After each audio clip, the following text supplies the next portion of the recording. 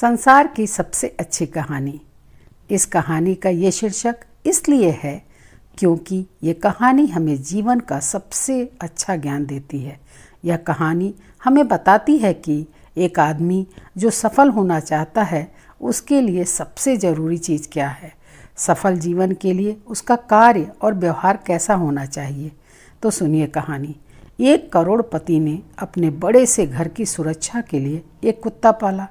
उसके घर के दरवाजे दो तरफ से खुलते थे, एक आगे से दूसरा पीछे से।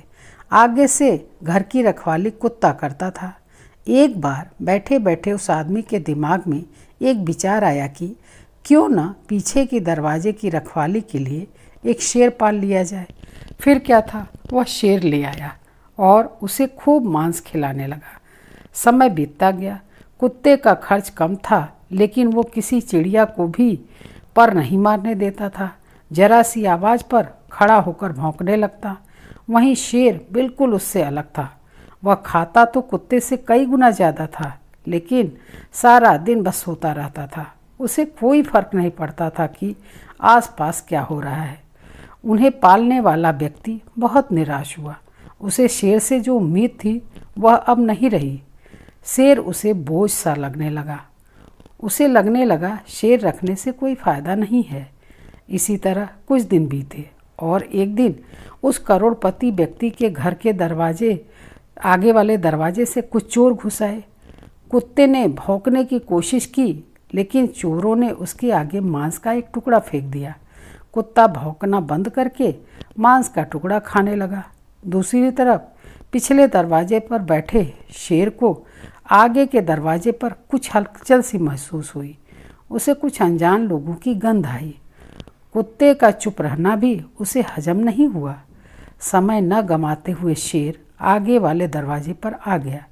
जैसे ही वो वहां पहुंचा, चोरों ने उसके सामने भी मांस का टुकड़ा फेंक दिया, लेकिन शेर ने मांस के टुकड़े को अनदेखा करते हुए उन चोरों पर हमला कर दिया।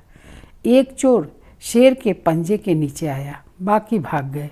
जिस चोर को शेर ने पकड़ा था वह चिल्लाने लगा।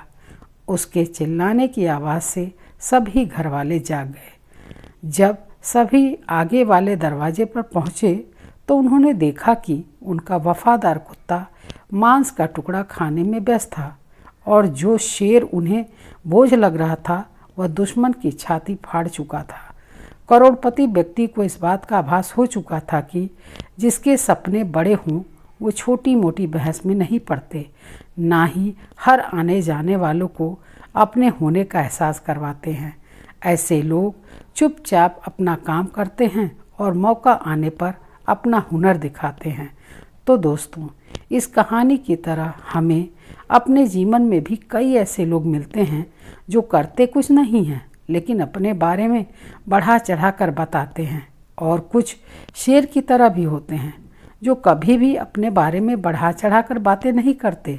उन्हें इस बात से कोई फ़र्क नहीं पड़ता कि आप उनके बारे में क्या सोचते हो, बल्कि उसे इस बात से फ़र्क पड़ता है कि वो अपना काम ईमानदारी से कर रहा है या नहीं।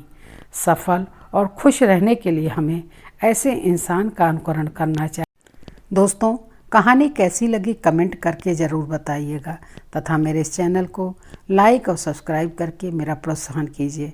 मिलती हूँ ऐसी ही एक नई और अनोखी कहानी के साथ। धन्यवाद।